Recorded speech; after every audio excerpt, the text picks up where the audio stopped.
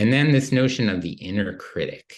You may have heard that before, this idea that like, you know, we're our own worst critic, our own worst judge. I met with a new coaching client today, and he just came out with that unsolicited, that I'm, you know, my own toughest critic. And that can be hard because when we feel bad about ourselves, then often, like, you know, we can inadvertently take that out on other people. Here's an example of a potential inner critic that I see. And so these are some of the messages. I won't dwell on these, but I don't know if any of these resonate with folks. That you won't get another job, or you'll be unhappy wherever you land. You know, you should have been more successful by now. You're too old to change careers. You don't have a good network. There's endless things that can sort of come up.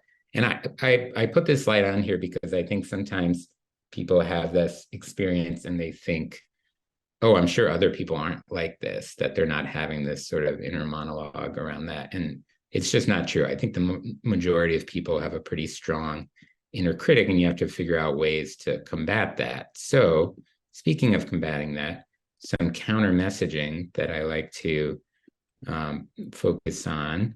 One, you know, it can feel like a really supportive friend or family member is to say things like this: I will find what I need, you know, manifesting that.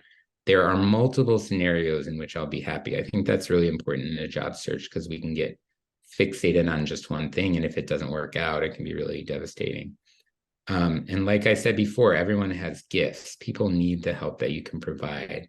And, you know, especially when you're over 40, you've done a lot of things. You have a lot of really great experience.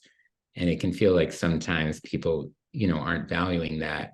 But there are people who will. And so focusing on the fact that your help will make a difference. Like I said, that you have essential wisdom that you've gained over time. And then you have a wide network that will grow with every interaction. So just specifically like in this group right here, if you all stay in touch, and I encourage you to do that, share, you know, contact information, you know, come back to other presentations like this, figure out ways to meet up in person sometimes. Every person has a huge network that they don't even realize that they have, I think, to some degree, and that you can tap into. And it's not like rude or presumptuous. It's totally how things work, right? In job searching and volunteers and opportunities and what have you.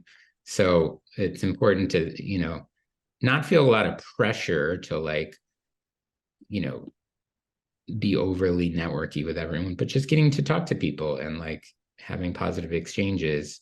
Like we just did in the room that I joined. We were talking about affirmations, going to the movies, meditating, you know, realizing that it's the company's loss if they don't hire you. I think that's really important to remember, that you have a unique set of skills that, you know, people who don't hire you miss out on.